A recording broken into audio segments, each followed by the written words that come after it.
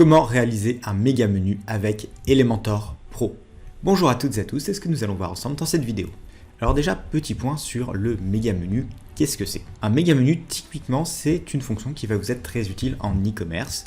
Et si on regarde sur des sites comme Zalando, ici on peut voir que nous avons un méga menu où on peut directement avoir une catégorisation des différents produits ou catégories de produits en fonction de critères choisis. On peut même rajouter des icônes pour avoir un petit côté plus visuel. Ensuite, si nous regardons chez Footlocker, de prime abord, site simple, et lorsque je clique sur les éléments, cette fois-ci c'est pas au survol, c'est vraiment au clic, là j'ai mon méga menu qui va apparaître. On peut noter également qu'il prend quasiment toute la hauteur de l'écran. Là où le méga menu devient très intéressant pour vous, c'est notamment si comme chez Footlocker, vous avez des marques à mettre en avant ou des visuels. Donc vous pouvez vous inspirer de ce qu'ils ont fait ici pour faire pareil sur votre propre site. Ensuite, avant-dernier exemple, ASOS. Donc ASOS, eux, leur méga menu est beaucoup plus visuel que leur concurrent Zalando. On peut retrouver directement une grosse catégorisation, mais surtout des images. Donc là, ouais, on est quand même sur quelque chose de très complexe, il met un peu plus de temps à être créé. Pour faire ce type de méga menu, je vous conseille de dessiner avant une maquette sur papier, vraiment du schéma que vous voulez réaliser avant de vous lancer directement dans Elementor. Dernière petite inspiration, Maison du Monde. Donc là, on passe dans de la déco. Ce que je trouve intéressant sur le site de Maison du Monde, c'est déjà leur méga menu est au clic. Et ensuite, vous avez donc tous les meubles par exemple qui vont apparaître, mais surtout un système de tabulation sur le côté. Et ça, c'est tout à fait possible de le faire avec Elementor Pro. Maintenant que nous avons vu de l'aspiration, on va regarder comment le réaliser. Donc pour réaliser notre méga menu, en plus d'Elementor Pro, il va falloir activer 2-3 petites options. Pour ça, rendez-vous directement sur votre dashboard dans Elementor, onglet Réglages, puis vous allez dans le sous-onglet Fonctionnalités. Et là, il vous faudra déjà les Flexbox d'activer, ensuite tout ce qui va être éléments imbriqués d'activer, puis la fameuse option Menu d'activer qui est ici pour le moment encore en état alpha. Et là, on en arrive à nos fameuses Flexbox dont j'ai parlé un petit peu plus tôt. Si vous ne savez pas ce que sont les conteneurs Flexbox ou que vous ne les maîtrisez pas encore, n'hésitez pas à aller checker la vidéo que j'ai faite à ce sujet où je vous détaille comment ça marche. Mais c'est très important d'arriver à prendre cette fonction en main puisqu'elle est primordiale au final pour faire notre méga menu. Une fois que ces paramètres sont activés, descendez tout en bas et pensez à bien enregistrer. Concernant le thème, moi sur ce site de démo, je suis sur le thème Blocksy. Honnêtement, à partir du moment où vous commencez à modifier votre menu, votre pied de page, ou encore vos pages produits directement avec Elementor, je vous conseille plutôt d'utiliser le thème Hello d'Elementor, ce qui vous permettra d'avoir moins de conflits. Une fois qu'on a nos bonnes bases, il va falloir faire notre menu. Donc nous, la dernière fois, nous avions fait ce type de menu, classique, avec toujours notre Elementor Pro. Là, ça va fonctionner un petit peu pareil.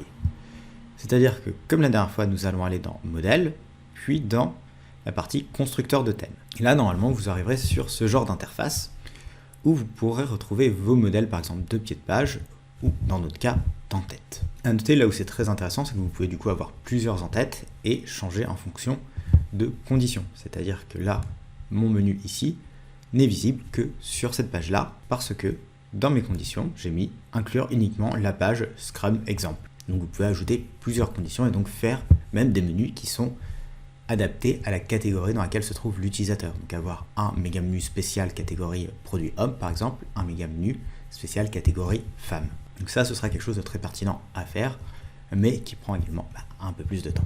Donc pour ce faire, soit vous pouvez reprendre un en-tête que vous avez déjà réalisé, soit vous pouvez cliquer ici sur ajouter un nouveau pour démarrer d'une façon vierge. Comme je l'ai dit, moi j'avais déjà fait une première structure, donc je vais récupérer cette structure là. Donc ici j'ai fait une structure avec un premier conteneur général qui va englober deux autres conteneurs, ce qui me permettra d'avoir ma ligne du haut, puis directement mon menu. Donc là vous pouvez regarder sur la navigation comment j'ai construit ça et vous en inspirer pour faire votre menu. C'est-à-dire que j'ai un premier conteneur ici qui va englober le tout, que j'ai appelé header. Très important de nommer ce conteneur. Ensuite, dedans, j'aurai un conteneur accroche, donc qui est le conteneur en bleu, et un menu qui est le blanc cassé. Dans ma partie accroche, j'ai mis un élément titre animé, donc c'est un élément que vous avez automatiquement à partir du moment où vous avez Elementor Pro, qui me permet d'avoir quelque chose d'un petit peu plus dynamique, un petit peu plus sympa. Cette fonction peut être intéressante si vous avez notamment une offre spéciale, ou la livraison offerte à partir de tel montant, ou si vous voulez mettre en avant certains produits, ou certaines spécificités de votre boutique. Et ensuite, donc, j'ai ma partie menu à proprement parler, où là j'ai mon élément logo et mon bouton. Nous, ce qui va nous intéresser, c'est la partie centrale et notre menu. Donc dans mes widgets, si je recherche menu, là on peut voir que j'ai WordPress menu. WordPress menu, ça va être mon menu par défaut gérer avec WordPress que je pourrais customiser. Donc ça, c'est ce que nous avions fait dans cette vidéo, la création d'un menu avec Elementor. On a quelques options, mais c'est surtout des options de design. Si je veux vraiment traiter mon menu, et donc ces éléments data science, mobile development et autres, il faudra passer par l'interface de menu directement de WordPress, donc via mon tableau de bord, apparence menu, qui n'est pas notre but aujourd'hui, puisque avec ce que je vais vous montrer, ceci, eh bien, vous n'en avez plus besoin. Nous allons utiliser l'autre widget menu, celui qui s'appelle juste menu, donc celui-ci. Il va fonctionner de façon un petit peu déroutante, dans le sens où il n'est pas relié à un menu fait avec WordPress. Là, vous pouvez créer votre menu de A à Z et mettre du coup les éléments ou les pages que vous voulez. Ici, je vais juste vous faire une démo avec 2 éléments. Donc ici, je peux le renommer pour mettre par exemple mes formations. Ensuite, vous aurez plusieurs choix possibles. Vous pouvez mettre un lien sur votre élément formation, ce qui enverra vers la page formation. Ici, comme nous, on veut le transformer en méga menu, je vous conseille de ne pas mettre de lien dessus et directement de passer en fait en drop-down content qu'en activant cette option-ci. Donc là, on peut déjà voir qu'à côté de formation, j'ai un petit icône de drop-down menu qui est apparu. Cet icône, vous pouvez également le customiser par la suite, ici, dans les éléments de drop-down indicator. Ensuite, comme on est toujours sur notre drop-down menu, ce qu'on va faire, on peut également changer son effet. Ici, je vous conseille de mettre un effet à l'apparition. Un petit fade-in, c'est un petit peu plus sympa qu'une apparition brute. Et l'open, je vous conseille de le mettre du coup au clic, vu que formation n'est relié à aucune page. Donc ça, c'est pour les paramètres. Maintenant, on va vraiment créer notre méga menu. Donc là, je vais cliquer vraiment sur mon petit icône de drop-down ici.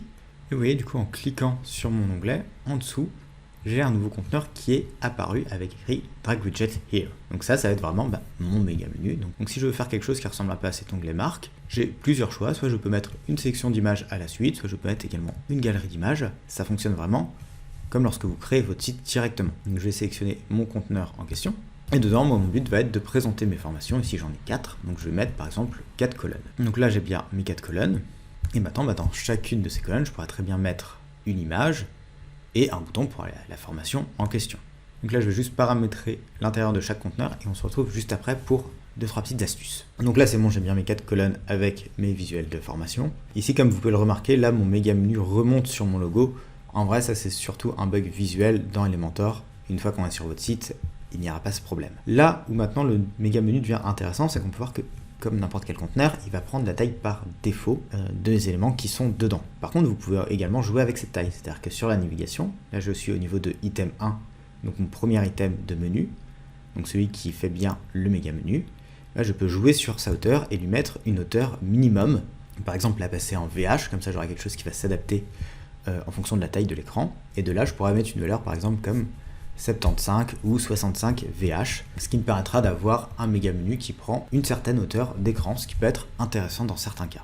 Surtout si vous voulez que votre méga menu, quel que soit l'onglet, ait toujours la même hauteur, eh bien il faudra jouer sur ce paramètre. Donc là je vais mettre 65 et normalement mon méga menu va réapparaître. Donc là mon méga menu a bien réapparu avec mes 4 éléments.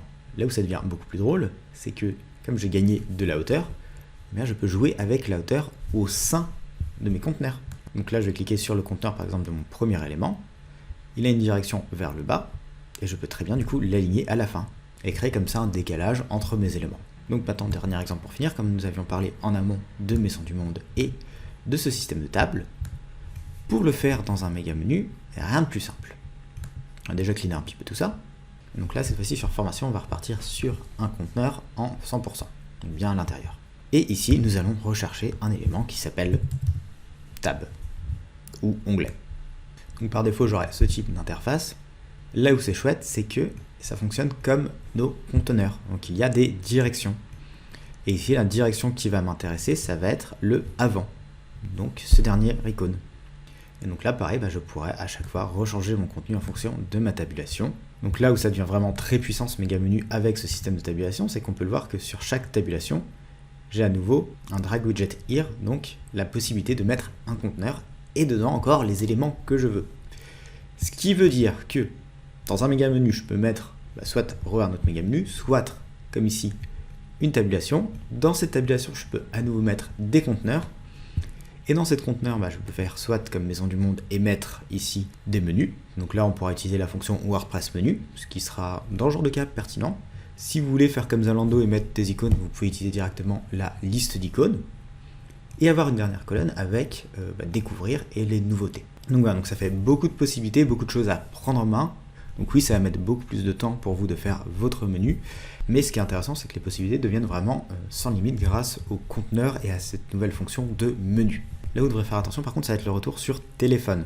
En effet, si je passe en mode responsive, donc avec mon petit bouton en bas à gauche, ici j'aurai deux problèmes. Le premier problème vient du fait que j'utilise un thème qui n'est pas Hello Elementor, et donc mon footer est géré directement via le thème Blocksy, ce qui fait que ça me donne des petits problèmes d'affichage. Mais ça, on le réglera prochainement. Et ensuite, il faudra agencer tout ce contenu-là, mais surtout mon méga menu. Lorsque vous l'utilisez, il faudra veiller à ce qu'il ne soit pas trop grand, sinon ça pourrait être une contrainte pour l'utilisateur. Donc dans le champ de cas sur votre méga menu, pensez bien à utiliser les fonctions responsive et notamment la fonction pour masquer du contenu en fonction du support. Donc en général, ce sera dans le réglage avancé. Et dans le réglage avancé, vous avez responsive. Et là, vous pouvez masquer un élément en fonction du support. Donc utilisez ça sur vos éléments de méga menu. Sinon, pour l'utilisateur, votre méga menu, ça va juste être un enfer. Dernière petite chose, si vous n'aviez pas vu la vidéo Elementor Pro pour faire son menu, là on peut voir que mon menu il est épinglé.